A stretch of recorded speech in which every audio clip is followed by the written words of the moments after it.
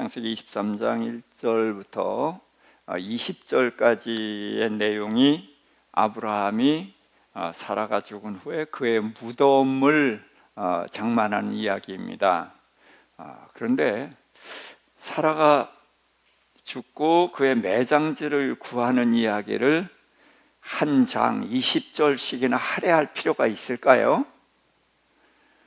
죽고 무덤에 들어갔다 그러면 되는데 무덤을 사는 이야기를 길게 하는 데에는 그만한 이유가 있기 때문에 말씀을 하는 것입니다. 그래서 이 사라의 매장지에 대해서 우리가 함께 살펴보도록 하겠습니다.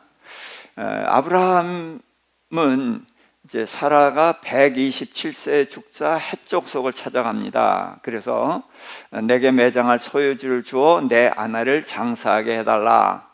그랬더니 헷족속이 당신은 우리의 지도자 중에 한 사람이다. 그러니까 당신이 선택한 곳은 아무 데나 주겠다. 그랬더니 아브라함이 에브론의 밭에 있는 막벨라 굴을 충분한 값을 받고 내게 팔라 그러는 거예요. 그러니까 에브론이 내 동족 앞에서 밭과 굴을 당신께 드리겠다. 무슨 얘기냐 하면은 이 헷족속하고 아브라함은 아브라함의 조카 롯이 포로로 잡혀갔을 때 그 소돔과 고모라 5나라를 이긴 엘라만 그돌라오멜과 4나라 그 큰 나라 10만이나 되는 그런 군대를 1000명 정도 되는 사람으로 치고 조카 롯을 구해오고 많은 빼앗겼던 것들을 도로 찾아온 이야기란 말이에요. 자, 그러면은 우리 남자들에게는 이제 전우라면은 특별한 감동이 있습니다. 그래서 죽고 사는 자리를 함께 했기 때문에 그 전우는 공유하는 게 많아요. 그러니까 아브라함이 매장지 얘기하니까 매장지는 얼마든지 주겠으니까 당신이 선택하는 곳을 주겠다 그러는 거거든요. 그랬더니 아브라함은 굳이 돈을 주고 사겠다는 거예요. 자, 그러면서 이제 그 에브론 밭에 있는 막벨라 굴을 이제 선택을 했단 말이에요. 그랬더니 에브론이 그렇게 말합니다. 땅값은 400세갈이지만 나와 당신 사이에 그 값이 무슨 문제가 있는가? 그냥 매장지로 사용하세요. 주겠다는 거예요. 옛날에는 사실 무덤은 그냥 공짜로 다 썼었습니다. 지금은 이제 그 무덤 문화가 이제 점차 없어져 가고 그렇게 돼 갑니다만은, 자, 그러니까 우리가 이렇게 친한 사이고 그렇기 때문에 기꺼이 주겠다. 그런데 아브라함은 굳이 돈을 준다고 그러니까 400세갈이지만 그게 무슨 문제냐? 주겠다. 그러는데 아브라함은 그 말을 듣고서 400세겔을 주고 그 마므레한 막벨라 굴과 주변 땅을 아브라함의 소유로 확정했다는 거예요. 그리고 사라를 그곳에 장사 지내고 매장할 소유지로 확정했다. 그래서 소유라는 말을 2번씩이나 썼습니다. 자, 아브라함은 나그네입니다. 더군다나 그 땅은 이후에 이제 그 후손들이 차지할 것이지 아브라함은 그 땅에 나그네로 살았던 것인데 무덤을 이렇게 소유하기 위해서 애를 쓰고 마침내 소유라는 표현을 2번씩이나 쓴단 말이에요. 그러면 왜 무덤 소유하는 게 이렇게 중요한가? 뭐 옛날 우리 조상들은 이제 명당짜리 뭐 그런 것 때문에도 무덤을 중시 여겼지만 아브라함이 그랬을 리는 없는데 왜 무덤 구하는 이야기를 한 장 20절을 할애하면서까지 이야기를 할까? 자, 그래서 아브라함과 헷족속은 어떤 사이냐? 동맹관계입니다. 언제 롯을 구할 때. 그리고 그렇지만 아브라함의 생각은 나는 이제 하나님의 백성이에요. 하나님의 나라를 세우겠다 그러면서 아브라함을 부르셨잖아요. 그래서 너로 큰 민족을 이루고, 그래서 아브라함의 후손들이 하나님의 백성이 되는 거예요. 헷족속은 죄인들이란 말이죠. 이 땅을 이제 나중에 뺏을 거란 말이죠. 그래서 무덤이 뭐냐? 무덤은 다 죽은 시신이 들어가는 곳입니다. 그래서 지금도 사라 시신이 들어가고 그런 거고, 자, 예수님도 죽어서 무덤에 들어갔죠. 그래서 아리마대 사람 부자 요셉의 무덤에 들어갔는데, 그 성경에 보면 아리마대 사람 부자 요셉의 새 무덤이라는 표현이 있습니다. 새 무덤이라는 것은 시체가 들어간 일이 없는 무덤이라 그런 얘기예요.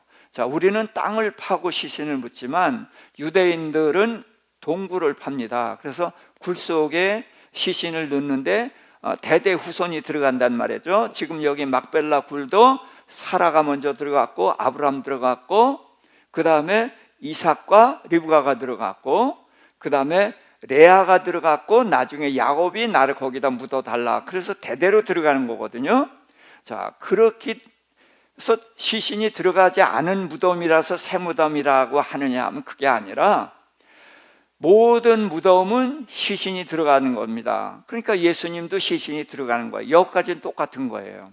그러나 예수님은 그 시신이 썩지 않고 부활해 나오셨단 말이에요.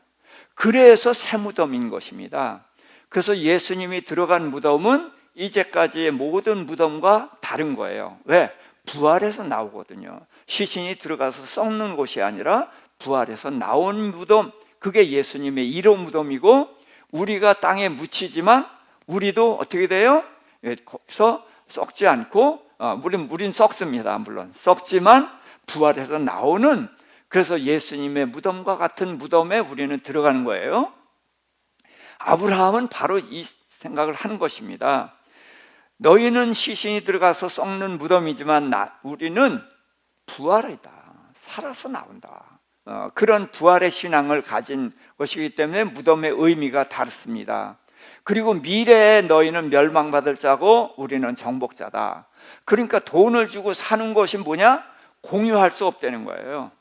예, 이제까지 뭐 재물도 공유하고 뭐 같이 전쟁도 하고 그랬지만, 그러나 죽음 이후의 세계는 너와 공유할 수가 없다. 그래서 굳이 돈을 주고 사는 것입니다. 자, 요한복음 8장 56절입니다. 함께, 너희 조상 아브라함은 나이 때 볼 것을 즐거워하다가 보고 기뻐하였느니라. 자, 예수님께서 말씀하셨지만, 자, 아브라함 때에 메시아 얘기나 그리스도 얘기가 나왔습니까? 안 나왔습니까? 없어요. 없는데 아브라함은 예수님의 때 볼 것을 즐거워하다가 보고 기뻐했다고 하거든요. 봤다는 거예요. 자, 이게 도대체 무슨 소린가? 우리가 아브라함을 공부했습니다마는 하나님이 아브라함을 부르시면서 내 후손으로 말미암아 천하 만민이 복을 얻으리라 그랬잖아요. 근데 아브라함의 후손 이삭, 야곱, 그들 후손 다윗을 통해서 천하 만민이 복을 받은 일이 있습니까? 없습니까? 없습니다. 이스라엘 사람, 유대인들만 복을 받았지 천하 만민이 복을 받은 일이 없어요. 그런데 하나님은 아브라함을 부르시면서 천하 만민이 복을 얻을 것이라 그랬고, 아브라함이 이삭을 번제로 바쳤을 때에도 하나님이 맹세하면서 천하 만민이 내게 복을, 내 후손으로 말미암아 복을 받으리라 그랬거든요. 그래서 천하 만민이 복을 받는 길이 누구로 인해서 열려요? 예수 그리스도로 인해서 열리고, 예수님이 천하 만민을 다스리는 왕이 된단 말이에요. 그래서 아브라함은 이삭을 번제로 바치고 그러면서 부활에 대해서도 눈을 떴지만, 메시아가 오셔서 천하 만민이 복을 얻는 그날이 올 것이라는 걸 알았다는 거예요. 그래서 보고 기뻐했다, 이런 표현을 예수님이 하신 거거든요.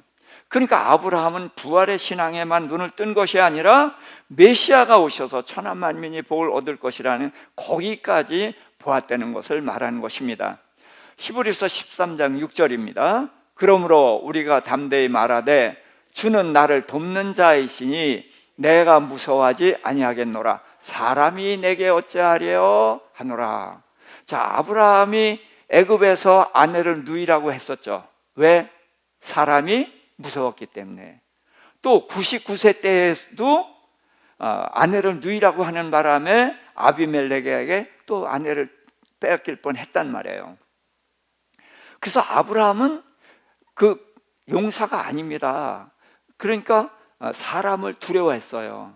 그러나 그가 이제 이삭을 품에 안고 전능하신 하나님을 경험하고 또 이삭을 번제로 바치면서 하늘나라에 대한 확실한 세계를 봤단 말이에요. 믿게 됐단 말이에요. 부활도 알게 됐어요.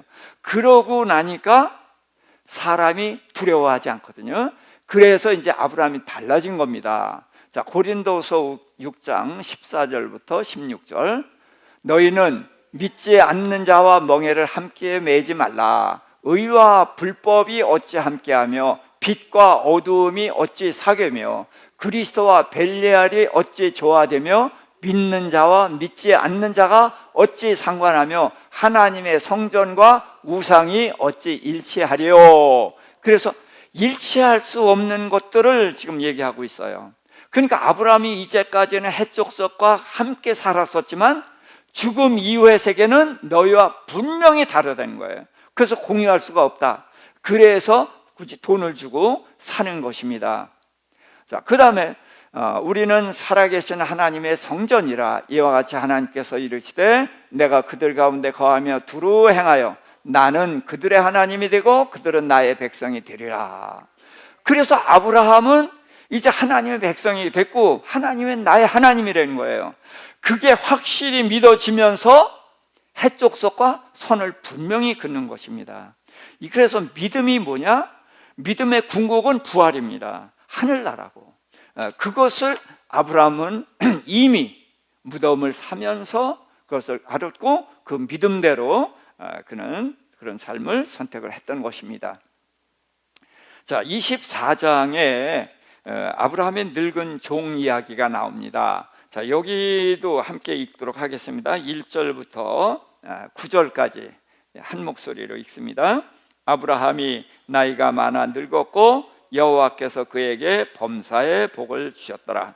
아브라함이 자기 집 모든 소유를 맡은 늙은 종에게 이르되 청하건대 내 허벅지 밑에 내 손을 넣으라. 내가 너에게 하늘의 하나님 땅의 하나님이신 여호와를 가리켜 맹세하게 하노니 너는 내가 거주하는 이 지방 가나안 족속의 딸 중에서 내 아들을 위하여 아내를 택하지 말고 내 고향 내 족속에게로 가서 내 아들 이삭을 위하여 아내를 택하라.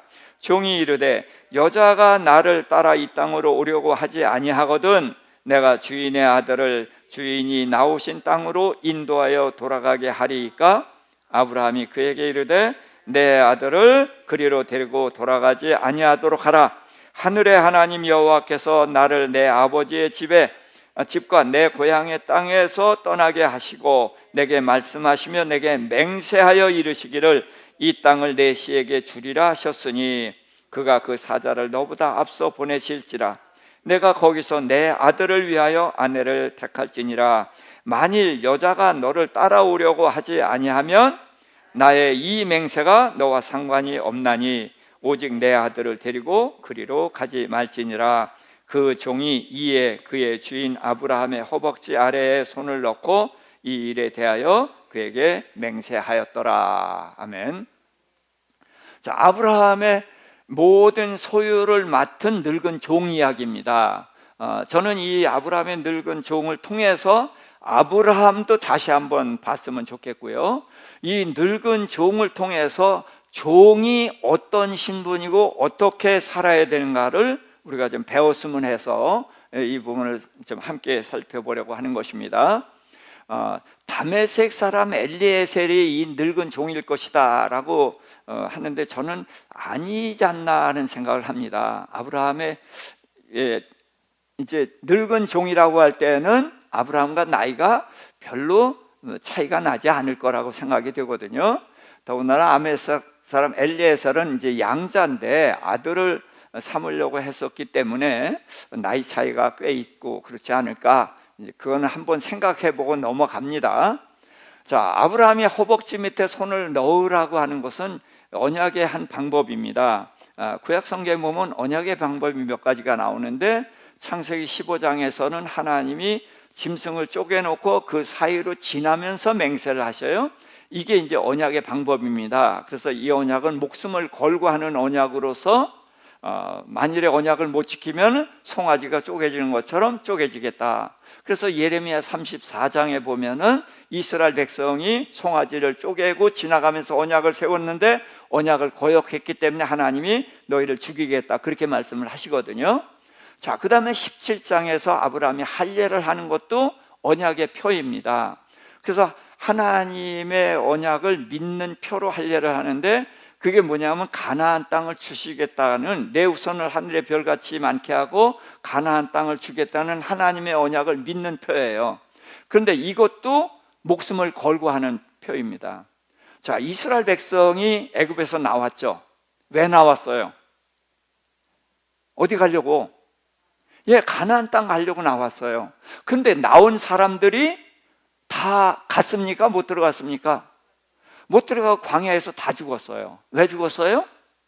그들이 가나안 땅을 주신다는 하나님의 약속을 믿었어요? 안 믿었어요? 안 믿었죠. 그래서 하나님의 약속을 믿는 표로 할례를 다 했단 말이에요. 근데 할례는 해놓고 언약을 믿지 않으니까 그것도 목숨 거는 거라고 제가 말씀했죠. 그래서 할례를 했던 것은 하나님이 젖과 꿀이 흐르는 가나안 땅을 주신다는 것을 목숨을 걸고 믿겠나이다, 이게 할례거든요. 그런데 그들이 언약을 믿지 않았기 때문에 다 죽은 것이에요. 그래서 할례와 연결시켜서 보면 이해하게 되는 것입니다. 자, 그런데 지금 여기에서는 허벅지 밑에 손을 넣고, 이것도 맹세하는 방법인데 성경에 딱 두 곳이 나와요.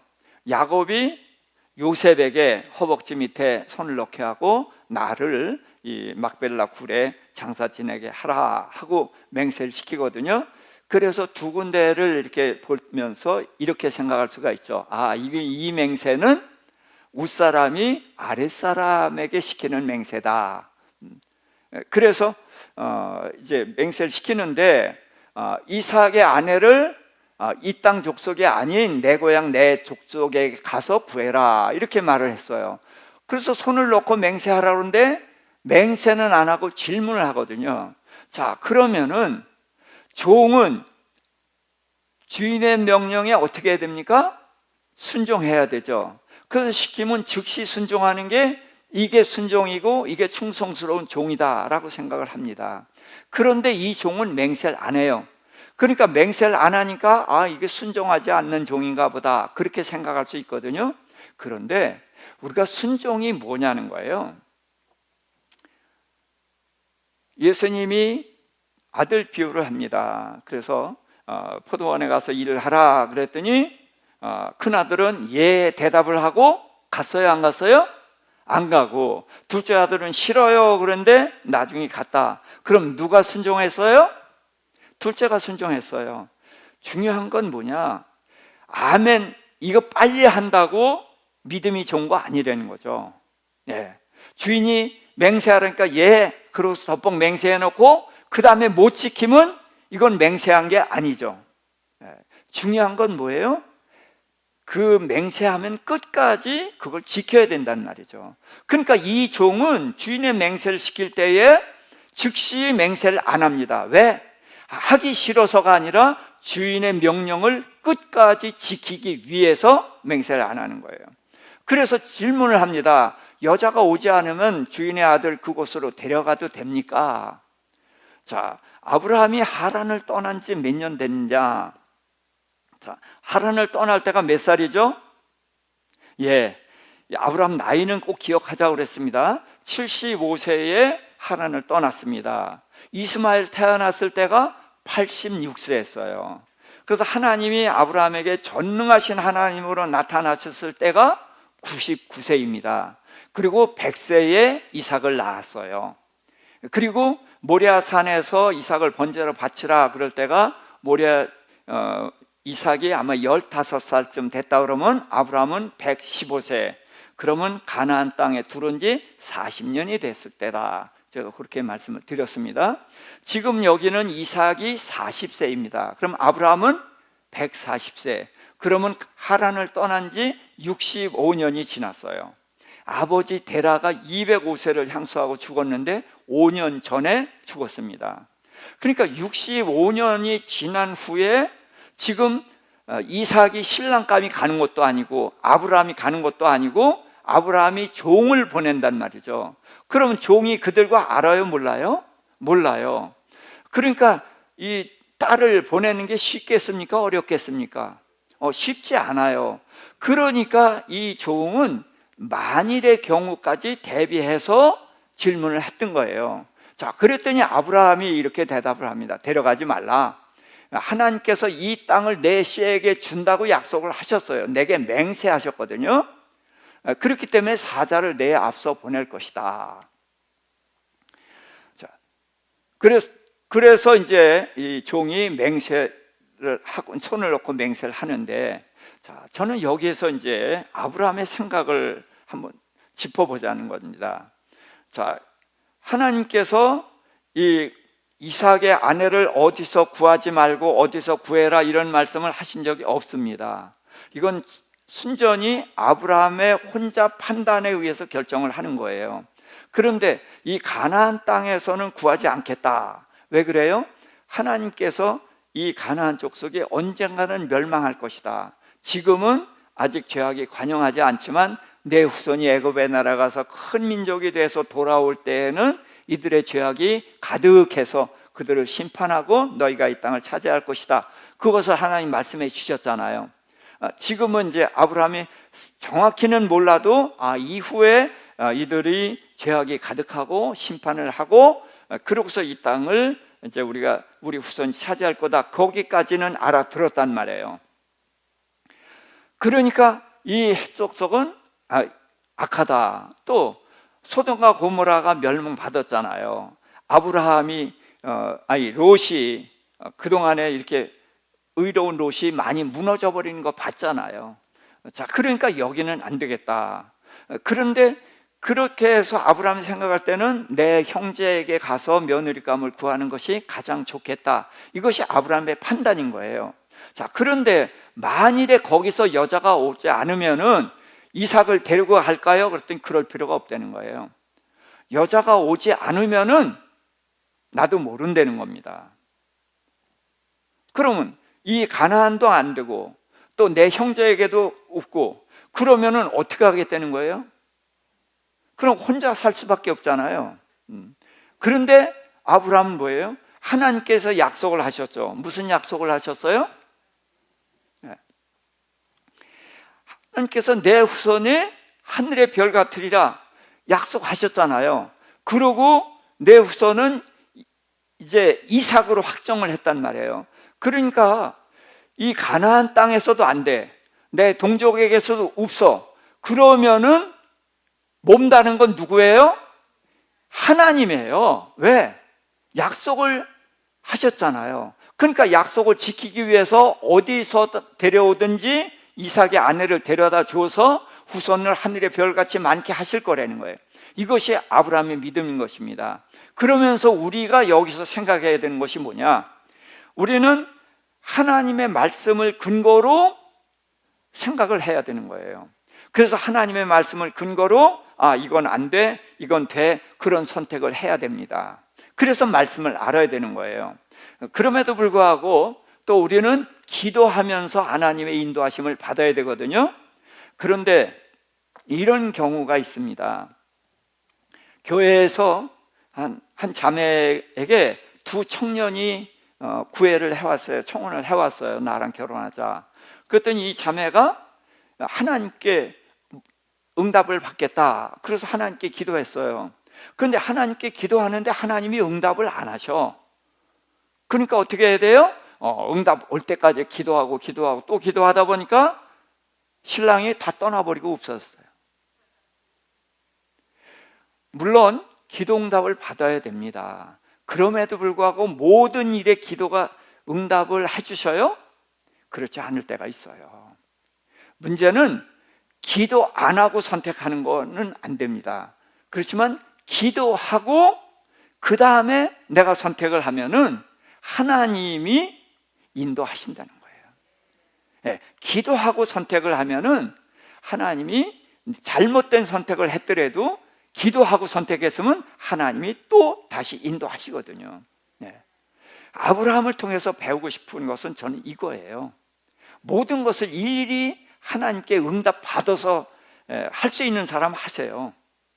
저도 하나님의 응답을 받고 그런 일이 있습니다만은 하나님 중국 가서는 그렇게 응답을 주신 적이 없어요. 한 번도 없어요. 그런데 기도하고 보면은 나중에 보면 하나님이 인도하셨어요.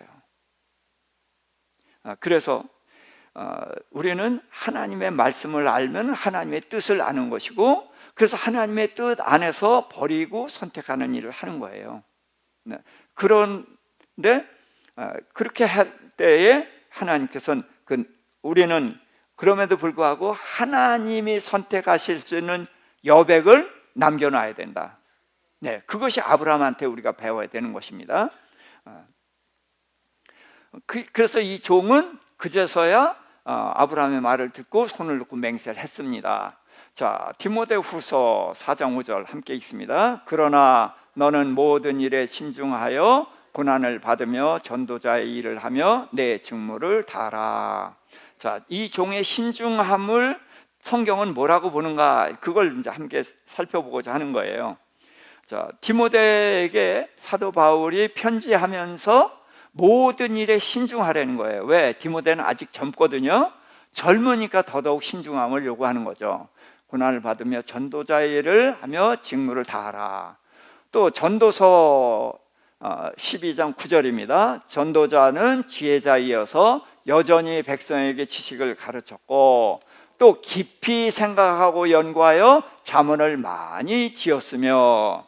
자, 솔로몬은 천하에 짝할 자가 없는 지혜로운 자예요. 하나님이 그런 지혜를 주셨고. 자, 그러면은 그 무궁무진하게 지혜가 나올 텐데도 불구하고 그는 어떻게 생각합니까? 깊이 생각하고 연구해서 잠언을 썼다는 거예요. 그래서 이런 신중함, 깊이 생각하고 연구하는 솔로몬의 모습도 볼 수 있고요. 잠언 15장 28절, 의인의 마음은 대답할 말을 깊이 생각하여도 악인의 입은 악을 쏟느니라. 그래서 의인은 깊이 생각해서 말 한마디 하는 이런 신중함을 말하고 있거든요. 자, 사도행전 17장 11절입니다. 함께. 베레아에 있는 사람들은 데살로니가에 있는 사람들보다 더 너그러워서 간절한 마음으로 말씀을 받고 이것이 그러한가 하여 날마다 성경을 상고함으로 그 중에 믿는 사람이 많고. 데살로니가 사람들이 마음이 참 너그럽다 그러는데 이건 이제 지혜롭다, 신중하다 뭐 이렇게도 볼 수가 있습니다. 근데 이 베레아 사람들이 더 뛰어나다는 거야. 그런데 이들이 이제 바울이 전한 복음을 들었어요. 근데 말씀을 듣는 자세가 어떻게 들어요? 간절한 마음으로 말씀을 받고, 사모하는 마음으로 말씀을 받는 것입니다. 근데 말씀을 받고 아멘하고 즉시 믿은 것이 아니에요. 이것이 들은 말씀이 과연 그러한가 아닌가를 날마다 성경을 상고했다. 무슨 얘기냐면 이들이 메시아가 오셨다는 소식을 들었어요. 근데 이 말씀을 받았는데 메시아를 기다리잖아요. 기다렸는데 기다리던 메시아가 왔다. 그러니까 빨리 믿어야 되잖아요. 근데 이들은 빨리 믿으려고 하지 않는다는 거예요. 메시아를 기다리고 있었는데 메시아가 왔다는 소식을 간절한 마음으로 받았어요. 그런데 이 메시아가 온다는 것을 확인하는 방법이 뭐예요? 성경이에요. 이때 성경은 구약 성경이거든요. 신약은 안 나왔을 테니까. 그러니까 성경을 계속 보는데 믿으려고 보는 게 아니라 하나님의 뜻이 어디에 있는가를 보려고 객관적인 입장에서 본다는 거예요. 나는 이 자세가 굉장히 중요하다고 생각을 합니다. 물론 믿고 싶은 거예요. 근데 믿으려고 하다 보면은 내가 도움이 되는 것만 보잖아요. 그렇기 때문에 이단에게 쉽게 넘어가는 것도 이단이 아주 그럴듯하거든요. 그러니까 내가 믿고 싶으니까 덮벅 그걸 받아들이면 이단으로 빠지게 되는 거예요. 그러니까 이들은 바울이라는 사람이 복음을 전하는데 바울이라는 사람에 대한 신뢰가 아직 없잖아요. 그가 전한 것은 우리가 기다리던 메시아에 대한 말씀이니까 간절한 마음으로 말씀을 받았어요. 예, 기다리던 메시아 이야기니까 간절한 마음으로 받았지만 그 사람의 말을 믿기 위해서는 뭐가 근거되어야 돼요? 성경이 근거되어야 되거든요. 그러니까 성경을 볼 때에는 바울의 편에 서서가 아니라 냉정하게 하나님의 말씀은 과연 무엇인가, 그래서 이것이 과연 그러한가 하여 날마다 성경을 상고했다는 거예요. 이런 신중함이 우리에겐 필요합니다. 이렇게 성경을 근거로 복음 전하는 사람이라든지 성경 가르치는 사람을 따라갔다면은 이단으로 넘어가지 않죠. 예. 이 자세가 너무 중요하다. 그래서 간절한 마음으로 말씀을 받고 그러한가 하여 날마다 성경을 상고함으로 믿는 사람이 많았다. 그러니까 이런 사람은 흔들리지 않는단 말이에요. 예. 그래서 이런 베레아 사람들의 신중함을 보고 우리가 배워야 되지만, 이 아브라함의 종의 그런 맹세하라, 덮벅 맹세하는 것이 아니라 내가 해야 될 일을 돌아보면서 질문하고, 그래서 아브라함의 말을 듣고 보니까 분명해지거든요. 그러니까 그때 손을 놓고 맹세하죠. 그러니까 이후에는 뭐예요? 모든 것을 내가 담당하겠다, 책임지겠다, 그러는 것이죠. 자, 그러면서 이제 아브라함의 종이 하란에 도착했어요. 낙타 10필에다가 각장 좋은 예물을 싣고 메소포타미아 나홀성에 이르렀어요. 저녁 때에 우물 곁에 낙타를 이제 무릎 꿇려 놓고서 종이 기도를 합니다. 자, 이 기도문 우리가 함께 읽겠습니다. 우리 주인 아브라함의 하나님 여호와여, 순조롭게 만나게 하사 나의 주인 아브라함에게 은혜를 베푸소서. 내가 소녀에게 물 좀 달라 했을 때 낙타에게도 물을 주겠다 하면 주께서 이삭을 위하여 정하신 자로 알겠나이다. 아멘. 자, 이 종이 누구한테 기도했죠? 아니, 기도하면 하나님께 기도하지 그걸 몰라서 제가 묻겠어요? 예, 누구한테 기도했습니까? 우리 주인 아브라함의 하나님 여호와께 기도했습니다. 무슨 얘기냐? 이 종은 아브라함의 종이란 말이에요. 그러니까 하나님도 누구의 하나님이에요? 우리 주인의 하나님이에요.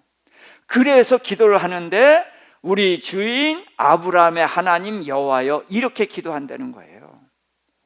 그는 자기가 누구인지를 안단 말이죠. 누구예요? 아브라함의 종이에요.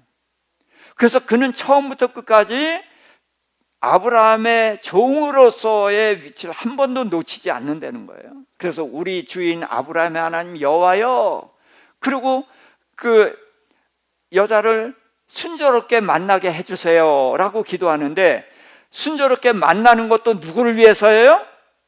예, 나의 주인 아브라함을 위해서 순조롭게 만나게 해주시고, 그래서 나의 주인 아브라함에게 은혜를 베푸소서. 내가 없습니다. 내가 소녀에게 물 좀 달라 했을 때 낙타에게도 물을 주겠다 하면은 주께서 이삭을 위하여 정하신 자로 알겠나이다. 자, 그런데 어떻게 내가 틀을 정해놓고 이것을 하나님의 응답이라고 할 수가 있을까요? 이거 굉장히 위험한 거거든요. 그렇죠? 하나님이 하실 수 있는 영역이 없어요. 내가 소녀에게 물 달라고 했을 때에 이 소녀가 낙타에게도 물 주겠다, 이러면은 하나님이 정하신 자라는 거예요. 그럼 하나님이 하는 일이 이렇게 이 종이 정한 대로 해야 되잖아요. 그렇죠? 그럼 왜 이렇게 할까요? 자, 낙타가 사막에서 사는 동물이기 때문에 물을 엄청 많이 마시거든요. 얼마나 물을 많이 마시는지 아세요?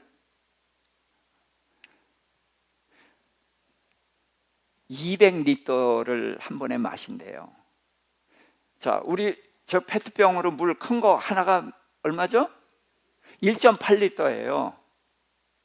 그러니까 그거 100개 이상을 마신다는 거예요, 한 번에. 그럼 10마리면은 그거 2,000개를 퍼올려야 돼요. 자, 우물이 어떻게 생겼냐? 두레버로 푸는 것도 있지만 여기는 지하로 내려갑니다. 지하로 내려가서 물동이에다 물을 가득 채워가지고 그걸 어깨에 얹어서, 우리는 옛날에 이제 머리에 이었지만 이 사람들 어깨에 얹어서 와서 따라주고 또 가서 돌아오기를. 그러니까 10피레에 한 통씩 먹어도 10번을 길어와야 되는데 얼마나 많이 먹는지 모른단 말이에요. 몇십 번을 길어와야 돼요. 자, 그러니까 그런 일을 하는 사람이 쉽겠어요? 어렵겠어요? 어려워요. 예. 더군다나 나는 나그네잖아요. 나그네를 위해서 그렇게 물을 길어주는 사람이 있겠어요? 없겠어요? 없단 말이에요. 근데 없는 일을 하는 것은 무슨 얘기냐? 이렇기 때문에 이 여자는 하나님이 정하신 자라 확정할 수가 있겠죠. 그렇죠? 예, 그래서 하나님이 하실 일을 믿고서 이렇게 어려운 것을 정해놓은 거란 말입니다. 그때 리브가가 나타났어요. 그런데 리브가가 어떤 여자냐? 심히 아름답고 순결합니다. 이건 성경에 써 있는 거예요. 남자를 가까이 하지 않은 순결한 여자다라고 되어 있는데, 선하고 건강하다는 것은 제가 붙인 겁니다. 자, 낙타 10필에게 물을 주겠다는 마음이 들었다. 그러면 그 보통 마음이에요? 아주 선한 마음이에요. 그러니까 선한 마음이 있는 여자고, 또 아무리 마음이 선해도 몇십 번을 물을 길어다가 그거 줄 수 있어요? 없어요. 건강하지 않으면 못하는 거예요. 그래서 건강하고 선한 여자다. 그러니까 이런 여자를 하나님이 정하신 것입니다. 그래서 종이 기도한 대로 낙타에게 물을 길어서 마시게 한단 말이에요. 그랬더니 이 종이 반세겔 되는 근 코걸이, 자, 우리는 귀걸이지만 이 당시에는 코걸이입니다. 귀걸이는 이방인들이 쓰는 악한 나쁜 습관으로 보는 거예요. 그래서 야곱이 귀걸이들을 전부 갖다가 상수리 나무에 묻어버리고 이제 하나님을 따라가거든요. 이제 베델로 올라가는데, 그래서 코걸이를 껴주고 13개 금 손목걸이 한 쌍을 팔에 껴주고 그러고서 물었습니다. 너는 누구냐? 자, 그러면은 당장 이런 생각이 들죠. 아니면 어떻게 하려고? 그렇죠? 아니면 도로 빼요? 아니, 너무 경솔하다는 생각이 든단 말이에요. 근데 우리가 앞에 봤지만 경솔한 종이에요? 아니에요. 아주 신중한 종이에요. 근데 그런 종이 어떻게 묻지도 않고 끼워주는가? 이런 걸 우리가 뭐라고 하죠? 믿음이라고 하는 거예요. 예. 그래서 우리는 기도하면 어떻게 해야 돼? 받은 줄로 믿어야 되죠. 그러니까 이 종은 자기가 기도한 대로 이 리브가가 한단 말이에요. 그리고 아브라함이 뭐라고 그랬어요? 하나님의 사자를 내 앞서 보낼 것이다 라고 아브라함이 얘기했고, 또 자기가 어려운 것을 기도했단 말이에요. 이건 아무나 할 수 없는 일인데 기도했는데 기도한 그대로 했단 말이에요. 그러니까 이 종은 자기 주인 아브라함의 믿음을 알기 때문에 그대로 하는 거예요. 하나님께서 이 여자를 이삭의 아내로 택하셨구나. 그래서 즉시 껴주고 그러고서 확인을 해야 되니까 물은 거예요. 자, 물었더니 나홀의 아들 부두엘의 딸이다. 그랬더니 여호와께 이제 경배합니다. 여기도 같이 읽을까요?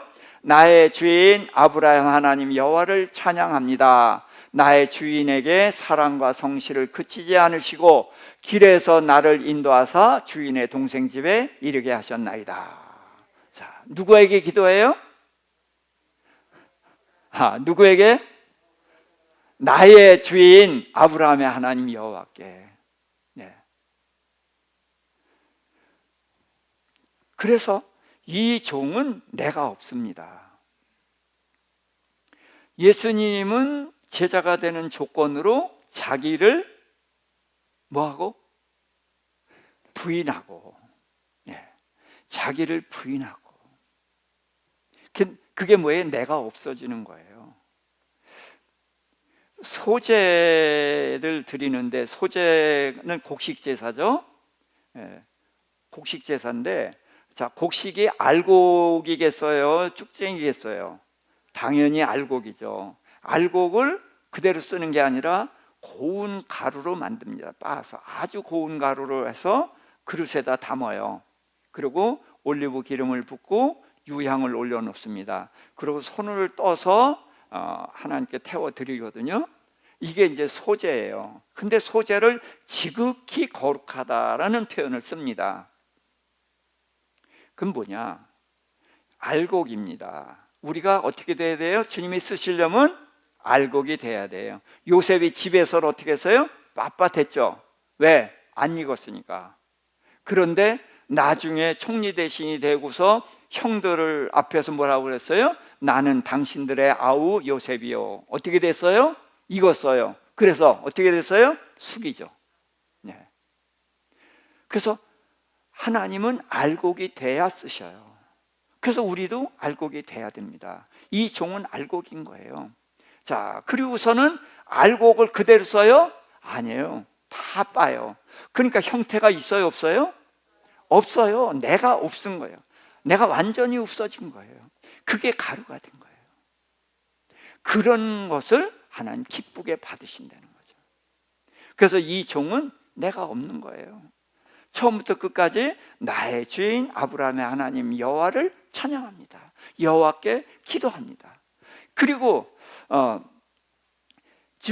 내 주인에게 사랑과 성실을 그치지 아니하시고 길을 해서 나를 인도해서 주인의 동생의 집에 이르게 했다는 거예요. 하나님이 나를 인도했어요. 근데 누굴 위해서?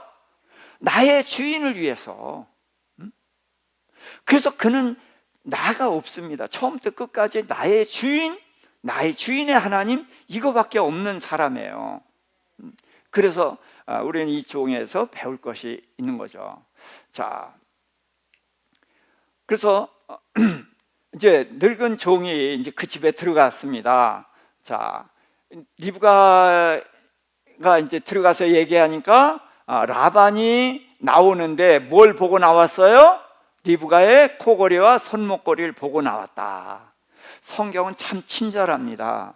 이후에 라반이 나올잖아요. 누구요? 야곱의 장인으로 나온단 말이에요. 그러면 그 장인으로서 야곱을 어떻게 대하느냐를 여기서 미리 알게 해주시는 거예요. 라반의 눈에는 뭐밖에 안 보인다? 예, 황금밖에 안 보인다.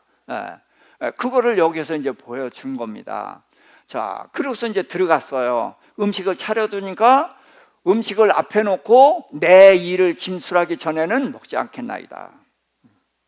자, 음식을 먹고서 얘기해도 충분한데도 불구하고 음식이 앞에 있는데 내가 온 목적을 이야기하지 않고는 안 먹겠다. 나는 주인의 심부름으로 왔어요. 그러니까 아무 일도 지금 먹는 것조차도 할 수가 없다는 거예요. 그러니까 말하라 그랬더니 나는 아브라함의 종입니다. 자기 신분을 먼저 밝히고 여호와께서 나의 주인에게 큰 복을 주셔서 창성하게 하여 많은 재물을 주셨다. 그 재물을 주셨다는 얘기를 먼저 합니다. 왜? 혼사에서 집안을 따지잖아요. 그러면 뭐 문벌이라든지 뭐 이런 걸 따지지만 제일 많이 따지는 게 재물이죠. 우리는 이제 믿음을 따지겠지만요. 그 재물 얘기를 먼저 합니다. 왜? 혼사에 도움이 되니까. 그 다음에 노년에 얻은 아들에게 모든 소유를 다 주셨다. 이 얘기를 왜 합니까? 리브가는 이 아들의 아내가 되는데 이 아들이 아버지 많은 재물을 다 물려받았다. 큰 부자다. 1등 신랑감이다. 그 얘기를 하는 겁니다. 그러면서 주인이 내게 맹세시키기를 가나안이 아닌 내 족속에게 가서 내 아들의 아내를 택하라 하셔서 내가 여기 왔다. 이 이야기를 왜 하냐? 나의 주인의 분명한 뜻이 이런 거예요. 가나안 땅에 여자가 없겠는가? 많은 여자가 있음에도 불구하고 거기는 안 되고 오로지 내 족속에 가서 아내를 구하라 하는 내 주인의 명령을 가지고 왔습니다. 그러니까 당신네 집에서 며느리감을 데리고 가겠다. 그 얘기를 하는 겁니다. 내 주인이 그렇게 하라고 했다. 그러고서 이제 내가 기도한 얘기를 하거든요. 내가 기도할 때 리브가가 왔고 기도한 대로 리브가가 행했다. 그대로 했죠. 그래서 네 딸이냐 하고 물었더니 부두엘의 딸이라 하기로 코고리를 꿰고 손목귀를 끼우고 하나님을 찬송하였노라. 조금 달라졌죠. 예? 뭐가 달라졌어요? 먼저 꿰주고 물었죠. 근데 여기에선 말을 바꿉니다. 먼저 꿰주고 물었었는데 여기서는 물었더니 부두엘의 딸이라 해서 확인이 됐기 때문에 고리를 끼워줬다라고 말을 합니다. 왜 이렇게 말을 바꿀까요? 자, 안 해도 될 일을 할 때가 있습니다. 자, 마태복음 17장 24절부터 27절입니다. 함께 가버나움에 이르니 반세겔 받는 사람들이 베드로에게 나와 이르되 너희 선생은 반세겔을 내지 아니하느냐? 이르되 내신다 하고 집에 들어가니 예수께서 먼저 이르시되 시몬아 내 생각은 어떠하냐? 세상 임금들이 누구에게 관세와 국세를 받느냐? 자기 아들에게냐? 타인에게냐? 베드로가 이르되 타인에게니이다. 예수께서 이르시되 그렇다면 아들들은 세를 면하리라. 그러나 우리가 그들이 실족하지 않게 하기 위하여 내가 바다에 가서 낚시를 던져 먼저 오르는 고기를 가져 입을 열면 한 세겔을 얻게 될 것이니 가져다가 나와 너를 위하여 주라 하시니라. 자, 그러니까 예수님은 이 반세겔을 낼 필요가 있었습니까? 없었습니까? 예? 예. 낼 필요가 없었어요. 없었는데 베드로에게 시켜서 한 세겔을 갖다 내게 했거든요. 왜 그러냐? 실족하지 않게 하기 위해서. 예수님은 하나님의 아들이란 말이에요. 당시에는 임금의 가족은 세금을 안 내거든요. 그러니까 예수님은 하나님의 아들이고 이 나라는 하나님의 나라이기 때문에 세금 낼 필요가 없다. 그렇지만 이 반세겔 받는 사람이 예수님이 하나님의 아들이라는 걸 알아요? 몰라요? 모른단 말이죠. 그러면은 저 예수라는 선지자는 반세겔도 안 내. 그렇게 오해를 할 거란 말이에요. 그래서 그들이 오해하고 실족하지 않게 하기 위해서 예수님이 주머니에서 내지 않거든요. 그러니까 예수님은 냈습니까? 안 냈습니까? 예, 예수님은 안 내셨어요. 근데 받는 사람은 받았죠. 예, 이겁니다. 예수님은 안 내신 거예요.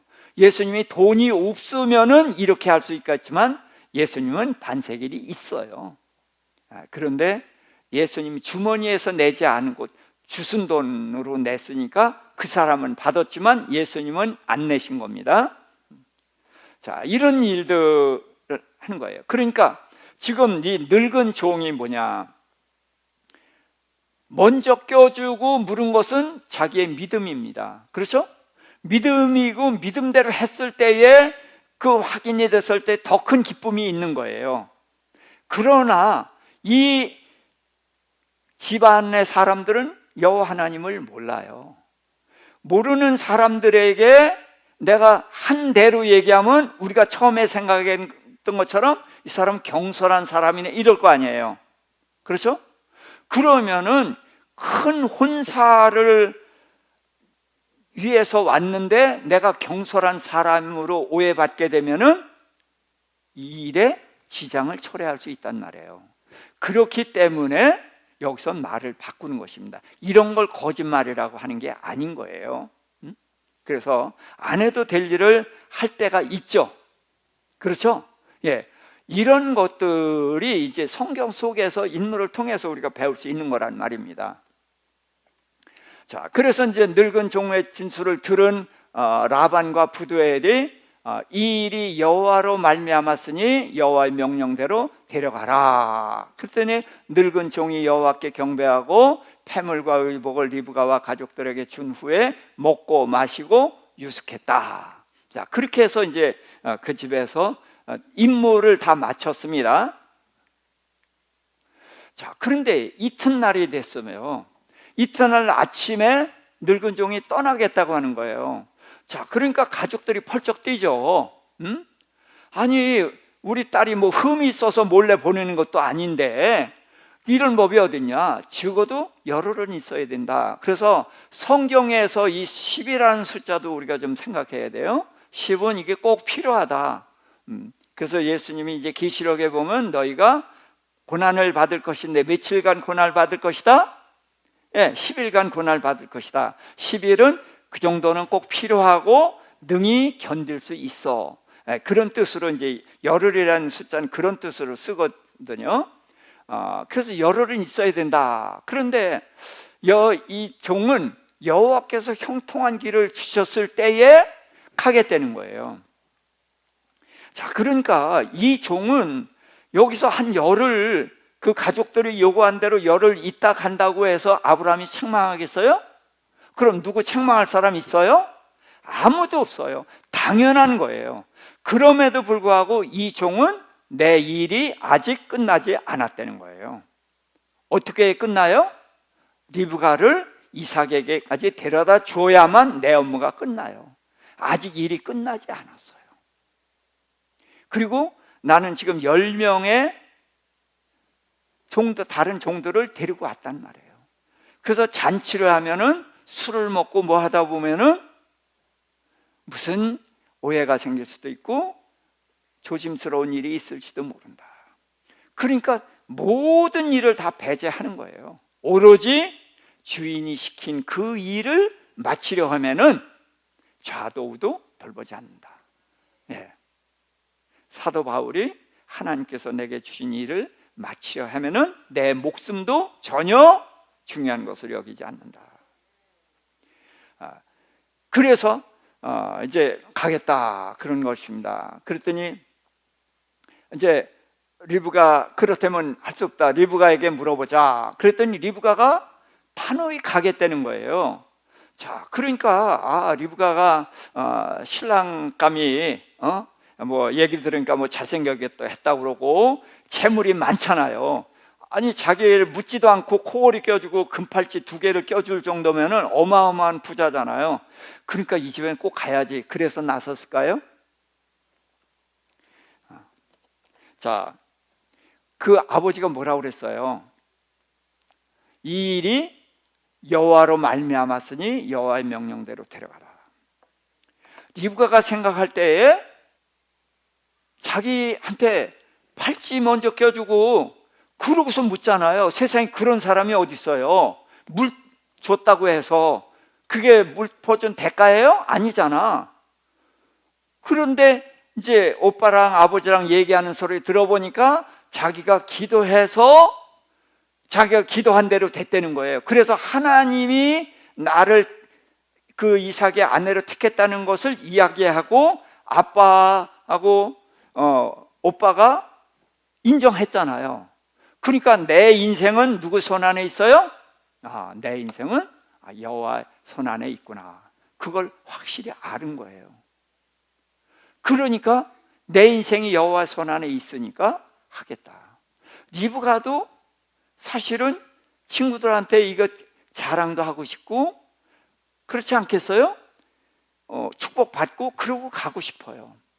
그러나 그것은 인간적인 일이야. 제일 중요한 것은 가느냐 안 가느냐거든요. 혼사 문제란 말이에요. 그랬을 때 리브가는 다른 것을 내려놓고 내 인생은 하나님 손 안에 있다. 여호와께서 택하셨다는 것을 종의 입을 통해서 알았고 아버지, 오빠도 인정했잖아요. 그럼 리브가가 분명히 그걸 인정했어요. 내 인생은 하나님 손 안에 있구나. 그러니까 하나님이 정하셨고 하나님의 그 종이 가겠다 그러니까 따라 나서게 되는 것이죠. 자, 그랬더니 이제 온 가족들이 이제 그를 축복해서 보냅니다. 1000만인의 어미가 되리라. 이게 이제 하나님이 아브라함에게 하신 축복이고, 그 다음에 내 씨로 원수의 성문을 얻게 할지어다. 이것도 아브라함이 이삭을 번제로 바친 후에 주신 말씀이거든요. 여기서 내 씨가 누구예요? 뭐 다윗이나 이게 아니에요. 메시아예요. 그럼 원수가 누구예요? 사단입니다. 그래서 사단을 깨고 우리를 죄에서 구원하실 것을 이거를 말씀하신 거예요. 그러니까 이들은 그거는 모르지만 아브라함의 종이 한 말을 통해서 이걸 알고 이대로 축복의 말을 하는 겁니다.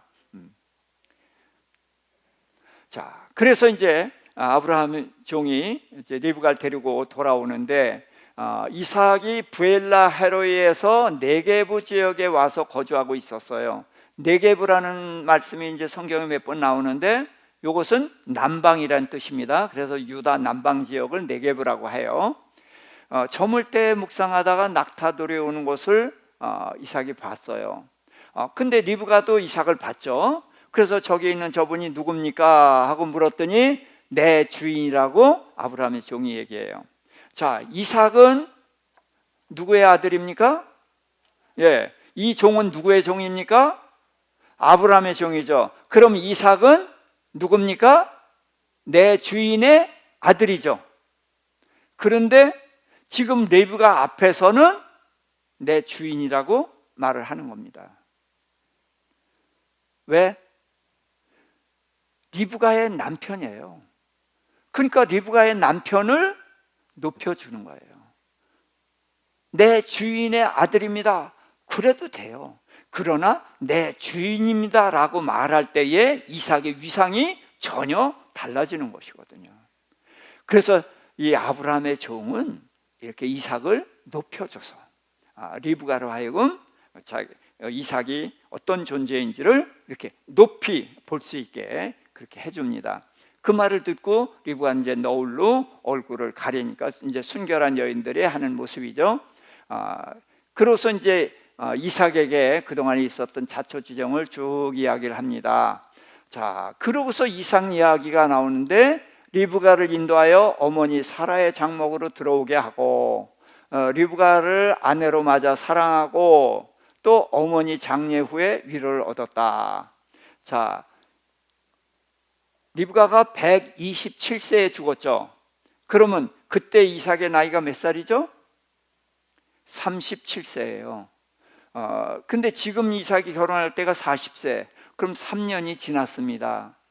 그런데 지금 이삭이 결혼하게 되는데 나선 누가 일을 했어요? 아브라함이 일을 했어요. 그렇죠?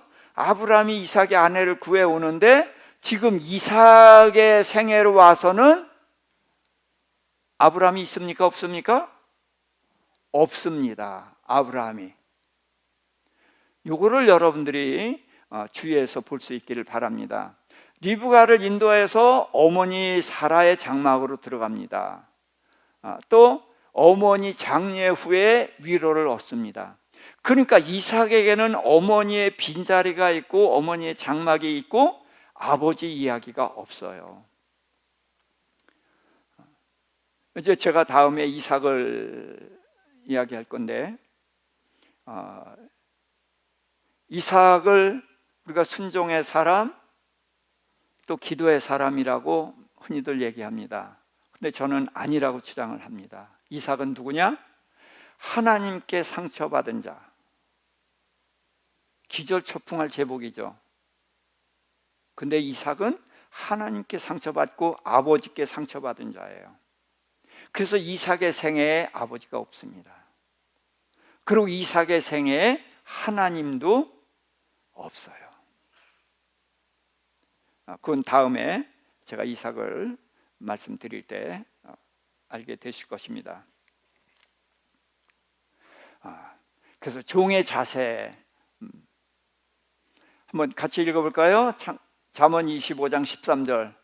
충성된 사자는 그를 보낸 이에게 마치 추수하는 날의 얼음 냉수 같아서 능히 그 주인의 마음을 시원하게 하느니라. 이 종에게 아주 적합한 말씀이죠. 예, 우리에게도 주인이 있죠. 누구십니까? 예수 그리스도. 그럼 우리가 예수 그리스도의 마음을 추수하는 날의 얼음 냉수 같아서 능히 시원하게 해드릴 수 있는 그런 종들이 될 수 있기를 축복합니다. 자, 신명기 15장 16, 17. 종이 만일 너와 내 집을 사랑함으로 너와 동거하기를 좋게 여겨 내게 향하여 내가 주인을 떠나지 아니하겠노라 하거든 송곳을 가져다가 그의 귀를 문에 대고 뚫으라. 그리하면 그가 영구히 내 종이 되리라. 내 여종에게도 그와 같이 할지니라. 자, 히브리 종은 종이 되어서 7년째가 되면은 자유하게 해주는 것입니다. 그런데 그 주인이 너무 좋아서 고마워서 주인이 이제 내가 총각으로 들어갔는데 종을 아내로 줬어요. 그러면은 아내가 생겼고 아들이 생겼어요. 근데 내가 나올 때는 혼자 나와야 되거든요.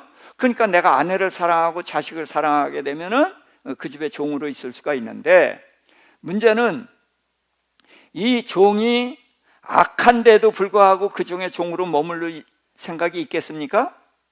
아니죠. 예. 이 종이라면은 내가 평생 이분을 섬겨도 좋겠다라는 선택을 자발적으로 하는 것입니다. 자, 그러면은 사람의 종도 이렇게 자발적으로 하는 경우가 있습니다. 그런데 우리의 주인이 누구십니까? 나를 위해서 내가 죽어야 되는 십자가 위에 달려 죽으시고 나를 구원하신 그분이 나의 주인이십니다. 그렇다면은 이런 사람의 주인을 위해서도 평생 자기 생애를 다 바칠 수도 있는데, 우리를 위해서 죽으시고 우리를 위해서 부활하시고 우리를 위해서 천국을 준비해 놓고 계신 그 주인을 위해서라면은 우리는 기꺼이 귀를 뚫을 수 있겠죠? 그래서 귀 뚫으신 분들은 그런 의미를 부여하십니다. 나는 누구의 종이다? 예수 그리스도의 종입니다. 그렇게 해서 귀 뚫으신 것을 이 하나님 앞에 맹세하는 것으로 이렇게 살 수 있기를 바랍니다. 그래서 나머지도 뚫으셔도 좋고요. 그래서 하나님을 위해서, 정말 예수 그리스도를 위해서 기쁨으로 종이 될 수 있기를 축복합니다. 마태복음 24장 45절 47절입니다. 충성되고 지혜 있는 종이 되어 주인에게 그 집 사람들을 맡아 때를 따라 양식을 나눠줄 자가 누구냐? 주인이 올 때 그 종이 이렇게 하는 것을 보면 그 종이 복이 있으리로다. 내가 진실로 너희에게 이르노니 주인이 그의 모든 소유를 그에게 맡기리라. 아멘. 충성되고 지혜로운 종이 언제 일을 하느냐 하면 주인이 없을 때 일을 합니다. 자, 지금 우리가 하나님의 종인데, 예수 그리스도의 종인데, 주님이 우리 곁에 있습니까? 안 계십니다. 다 맡기고 하늘나라에 계셔요. 그렇죠? 그러니까 지금 우리가 주인이 없을 때에 때를 따라 양식을 나눠주는 자가 되면은 그 모든 소유를 우리에게 맡기실 것입니다. 그래서 우리는 하나님의 종이 되어서 어떻게 살 것인가를 충성스럽고 지혜로운 종으로 살 수 있기를 이 아브라함의 종을 통해서 배울 수 있기를 바랍니다. 그래서 정말 주님은 안 계시지만 다 보고 계시죠. 그래서 지금 우리가 주님의 명령을 따라서 때를 따라 양식을 나눠준다. 무슨 얘기예요? 우리는 충성은 사람을 섬기는 데서 우리의 충성은 나타나는 것입니다. 그래서 때를 따라 양식을 나눠주면서 영혼들을 보살필 때에 그것이 우리에게 복이 되는 것이고, 주인의 모든 소유를 하늘나라에서 우리에게 많은 것을 맡겨주실 것입니다. 그래서 이 주인을 우리가 마음에 모시고, 그래서 아브라함의 종처럼 내가 철저히 부인되고 오로지 주인만을 위해서 일한 그런 아브라함의 종을 모델로 삼아서 그 자리에 우리도 도달할 수 있기를 주님의 이름으로 축복합니다. 하나님 아버지, 믿음의 조상 아브라함의 모습을 봅니다. 그는 자기가 믿은 그대로 살았고, 그래서 무덤부터는 너희와 전혀 다르다는 믿음을 갖고 미래를 위해서 사는 삶을 살고 있었습니다. 하나님, 우리도 믿음으로 미래를 위해서 살게 하여 주시옵소서.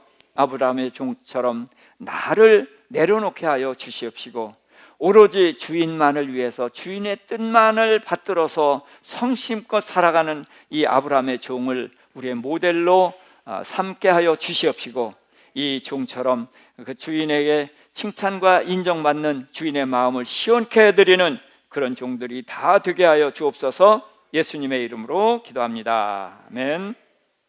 이제는 우리 주 예수 그리스도의 구속의 은혜와 우리 아버지 하나님의 극진하신 사랑하심과 성령님의 감동 내주 교통하심이 아브라함의 믿음의 발자취를 따라 살기를 소망하며 또 아브라함의 종의 그 종된 모습으로 주님의 종으로 신실한 종으로 우리 주인의 마음을 시원케 해드리는 종으로 살아가기를 소망하며 결단하는 우리 모든 성도님들과 그 가정과 우리 산성교회 위에 이제로부터 영원토록 함께 하실지어다. 아멘.